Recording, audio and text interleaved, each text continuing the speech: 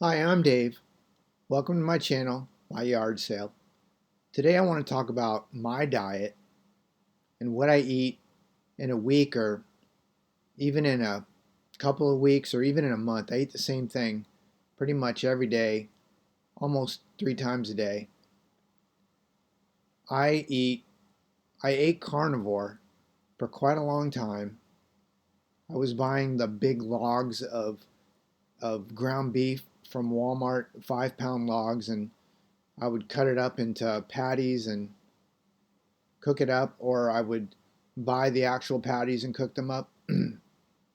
I got to the point where I just could not eat another ground beef patty. I mean, if I put salt on it, or if I could put barbecue sauce on it, or all the delicious stuff that I would have put on it a long time ago, ketchup, I just can't really eat any of that because my particular metabolic situation doesn't allow that. I have to keep as close to keto or carnivore as I possibly can. So now I'm eating ketovore. I do eat vegetables, I eat fruit, but primarily I'm eating a lot of beef. I eat a lot of ground beef, and I buy it from Walmart or the local grocery store, 3 or 4 pounds at a time to get the discounted pricing. I'm not wealthy. I'm not very well financially. So I have to buy not the absolute cheapest garbage, but I have to be very thrifty in what I buy. So I'll buy the ground beef in bulk, and then I'll cook it up in a big pot, and I'll eat it over the period of, I don't know, it used to be I'd eat it over a period of 2 weeks, but now I'm starting to get my appetite back, so I'll easily eat 5 pounds of meat in 8 days, 10 days. So what I do is I take this big pot, like a soup pot, I put the ground beef in it, and again, I am ketovore, so I eat vegetables. I'll put 2 or 3 sweet potatoes into the pot before I put the meat on top. It's usually a 5 pound log of beef. I'll put a 2 pound bag of frozen peas, carrots, and corn into the pot, which I know I probably shouldn't have the corn, and maybe the carrots aren't so great. The peas are good. I could get peas, but I like the mix. Sometimes I'll put a bag of shredded cabbage in it. I like the crunch of the cabbage if it's not overcooked and just, soft and kind of bland. I like the cabbage being a little crunchy.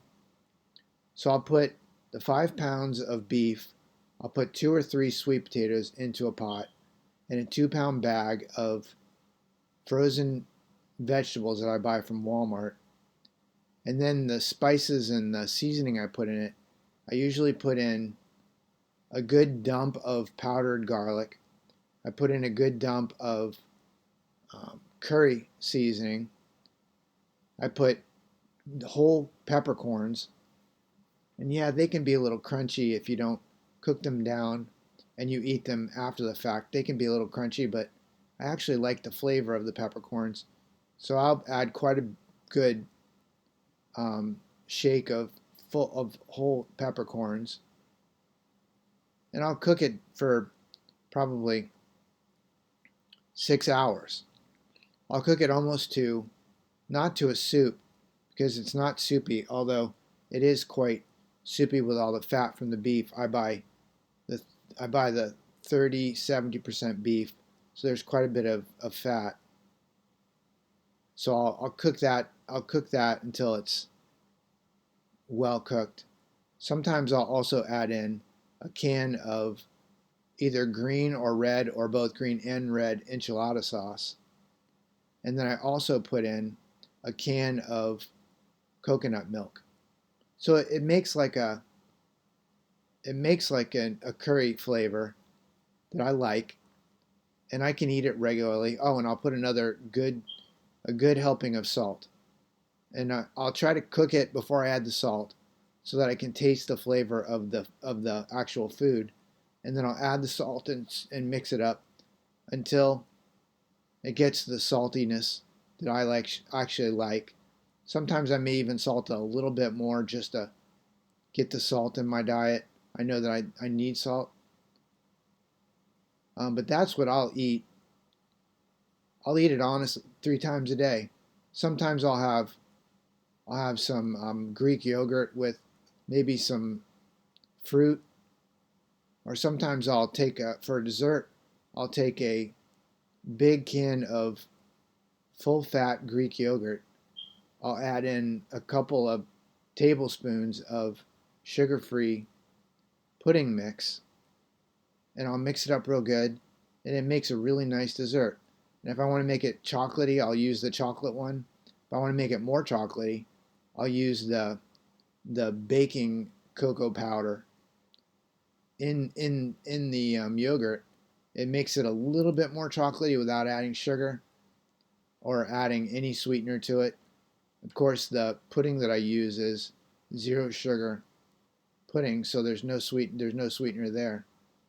Now, talking about sweetener, I do use sweetener. I don't drink coffee much anymore, but if I drink coffee or if I drink tea and I want it to be sweetened, I will use allulose. I use allulose because I don't like the flavor of stevia. It's got that bitter flavor after the fact, and I don't like using all of the chemical non-nutritive sweeteners. I don't know what the benefit or non-benefit of that is, but I know allulose comes from fig sugars, and it's a non-nutritive sweetener, so it doesn't spike my blood sugars. It doesn't make me feel funny, and it tastes like it actually tastes like sugar. I feel like you could probably use it as sugar. If anybody's interested in what allulose that I use, let me know, and boink, I'll leave a comment and give you a link to it. I can buy allulose in, I think it's 1 pound, 3 pound. I buy it in 5 pound packages. I think you can buy it even much bigger. But I buy allulose and I use that as any sweetener that I'll use. And I'll sweeten anything that I need sweetened, whether it be a dessert or a drink like coffee or tea. I'll use allulose as my sweetener. But again, my basic food is I take that ground beef, I mix it up into like a big pot of curry, and I'll eat that for, I don't know, 8 or 9 days. And I've changed the flavors enough over the year or year and a half that I actually like eating it. If I have burgers, I'd actually rather eat my curry beef. I don't even know if it's curry, but it tastes like curry to me. But I'd rather eat my beef mix than I would rather eat burgers. I can't eat plain burger meat anymore. I can't eat hamburgers without some kind of flavoring. It just gives me this feeling in the back of my throat that makes me feel like I'm gonna throw up. I just can't eat it. I can't be carnivore. I don't know how people can stick to carnivore forever unless you physically have to. I have to eat some vegetables and some fruit. I don't eat honey. I don't eat sugar. I do use non-nutritive sweeteners, but I do like the flavoring and the spices that I add to the food that I eat.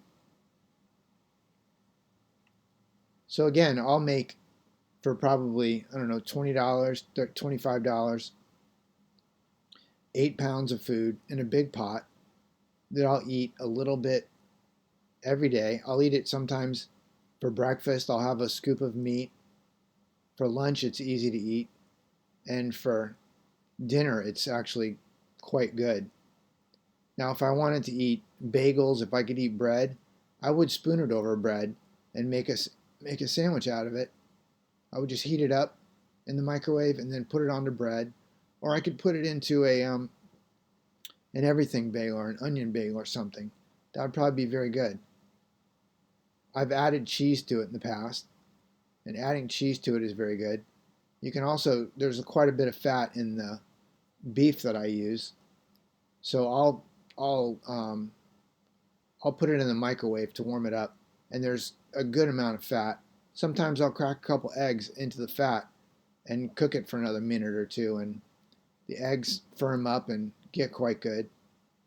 So sometimes I'll eat I don't know, maybe a quarter-pound scoop of my beef mix with, I don't know, 2 or 3 eggs I'll eat occasionally. I'll sprinkle some cheese over the top. And then sometimes, like I said, I buy cabbage in a bag and I sprinkle cabbage over the top. Or sometimes I do mix it in to my meat mix, but oftentimes I'll buy it separately and I'll sprinkle it on top of my meat while it's heating in the microwave. And I could eat this every day, 3 times a day, maybe forever, I don't know. But I have no like craving for anything once I eat this mix of food that I eat. I hope this helps, and if you're in the same circle of food pain that I was in, where I just couldn't eat because food tasted horrible and I couldn't eat it because it just didn't satisfy me, maybe you should try out my mix and see if it works for you. It's very good. I would even share it with others if I had company. I wouldn't be embarrassed to serve this. Maybe I would serve it over rice or noodles if they could handle the carbs. I would serve it that way. But the actual meat mix itself is very good. I hope this helps somebody get over the eating meat or ketovore diet hurdles that I've had to get over. And if this helps, or if this is even interesting, do me a favor, give me a thumbs up. I'd appreciate it. And if you aren't subscribed, I would appreciate it if you would subscribe. It's very helpful to me, and it lets me know that people appreciate this kind of content. Anyways, I hope you have a great day. Thanks a lot. Bye-bye.